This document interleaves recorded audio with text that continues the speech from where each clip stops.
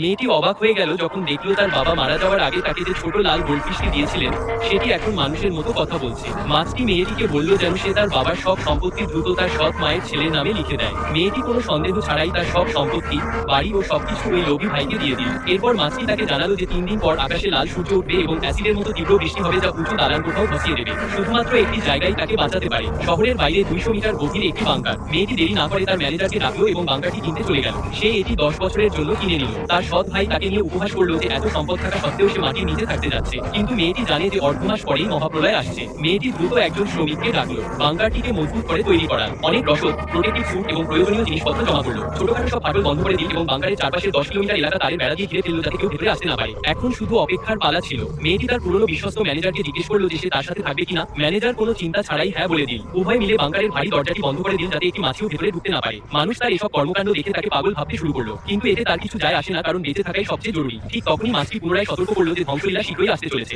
লাল চাঁদ উঠতে চলেছে। কিছুক্ষণের মধ্যেই কালো মেঘে আকাশ ঢেকে গেল এবং অ্যাসিড বৃষ্টি শুরু হলো। মেয়েটি বুঝতে পারলো যে এটি কেবল শুরু মাত্র। আসল বিপদ 3 দিন পর আসবে যখন বৃষ্টি আরো ভয়াবহ হবে যা লোহাকেও গলিয়ে দেবে। মেয়েটি দ্রুত বাংকারে ঢুকে পড়লো এবং রেডিওতে সাহায্যের আর্তনাদ শুনতে পেল। মানুষ চিৎকার করে বলছে যে দালান কোঠা গলে যাচ্ছে এবং গাড়িগুলো জ্বলছে। তখন সে বুঝতে পারলো যে প্রলয় এসে গেছে। হঠাৎ অ্যালার্ম বেজে উঠলো এবং স্ক্রিনে লাল বিন্দু দেখা গেল, যা নির্দেশ করছে যে বাইরে থেকে বহু মানুষ বাংকারের দিকে আসছে। তাদের সংখ্যা শত শত।